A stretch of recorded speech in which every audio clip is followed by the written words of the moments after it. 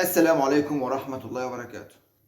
عشان المقطع اللي فات اللي الاكونت بتاعي كان هيتقفل بسببه عشان فلسطين، فعند بعند نسجل المقطع ده. بني اسرائيل يا جماعة، هو حد شاف بني اسرائيل من 80 سنة ويمكن اكتر مش باينين ومش ظاهرين؟ حد يقول لي 80 سنة ازاي؟ اقول لك يا عم ازاي. سيدنا داود حكم كام سنة؟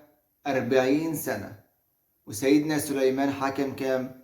40 سنة برضه. كان من ضمن ورث سيدنا داود لسيدنا سليمان. طب كان فين بقى بني إسرائيل في الوقت ده؟ كانوا موجودين زي ما هم، بس ال 80 سنة دول أكتر 80 سنة عاشوا فيها في سعادة واستقرار ومن غير لماضة وسوء أدب مع الأنبياء. اشمعنى بقى النبيين دول اللي عاشوا في وقتهم في استقرار؟ لأن بني إسرائيل كانوا بيحبوا سيدنا داود لأنه كان عادل جدا، وكان سيدنا سليمان برضو عادل جدا وكان قوي جدا جدا جدا، ده لدرجة إن ربنا سبحانه وتعالى سخر له كل شيء، كان من جنوده الريح والطير والوحوش. فمين مستغنى عن نفسه يقف في وش سيدنا سليمان أصلا؟ لكن بعد وفاة سيدنا سليمان تيجي هنا بقى بداية القصة كلها. الجن بدأ يدور تحت عرش سيدنا سليمان عن الكتب اللي كان بيكتبها كاتب سيدنا سليمان. مين بقى كاتب سيدنا سليمان؟ كاتب سيدنا سليمان العلماء يقال إنه كان اسمه آصف، وكان بيكتب كل حاجة عن سيدنا سليمان، الملك والشريعة والقانون والدستور وكل حاجة. فلما الشياطين خرجت الكتب دي بدأوا يدوروا من بين السطور ويطلعوا كلام من السحر ودعاء لغير الله، وخرجوا بها لبني إسرائيل وقالوا لهم إن دي كتب سيدنا سليمان اللي كان بيكتبها فيها سحر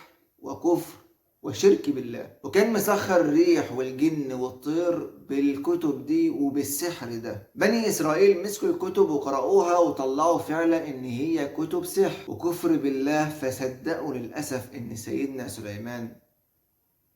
قال تعالى: واتبعوا ما تتلو الشياطين على ملك سليمان. طبعا بني اسرائيل طول عمرهم بيموتوا في الفضايح، ففضلوا يقولوا ان سيدنا سليمان كان كافر وكان بيتعامل بالسحر. فربنا بقى بعت ملكين كانوا في صورة راجلين، ربنا بعتهم في مدينة بابل بالعراق. الملكين دول مهمتهم ان هم يدافعوا عن سيدنا سليمان وعن الكلام اللي كان بيتقال عليه. مين بقى الملكين دول؟ كان هاروت وماروت. الله، هاروت وماروت هما مش دول انبياء؟ لا طبعا، هاروت وماروت دول كانوا ملكين وربنا سبحانه وتعالى انزلهم لبني اسرائيل، وهم دول اللي كانوا بيعلموا الناس السحر ويوضحوا لهم ان في فرق بين السحر وبين النبوة. السحر ده ممكن اي حد يتعلمه عادي من اي حد، اما النبوة فهي اختيار الله سبحانه وتعالى، مش من اكتسابك ولا من اجتهادك انت. الملكين دول فضلوا يدافعوا عن سيدنا سليمان ويقولوا لبني اسرائيل ان سيدنا سليمان ما كفرش وان الشياطين هم اللي كفار وهم اللي بيعلموكم السحر. قال تعالى: وما كفر سليمان ولكن الشياطين كفروا يعلمون الناس السحر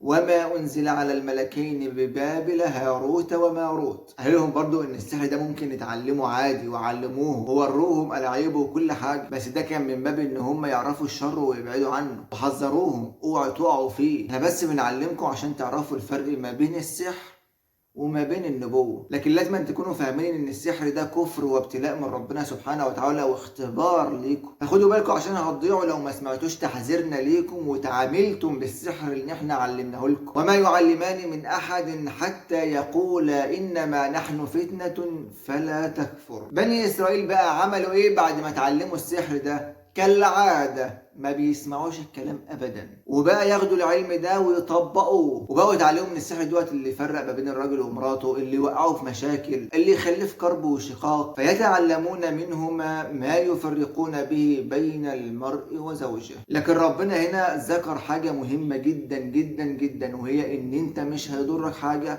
الا اللي ربنا سبحانه وتعالى. مفيش سحر، مفيش اعمال هتضرك إلا باللي ربنا سبحانه وتعالى عاوزه ليك وكاتبه لك. وما هم بضارين به من أحد إلا بإذن الله، فيتعلمون ما يضرهم ولا ينفعهم. وللقاء بقية. استنوني، ما تمشوش.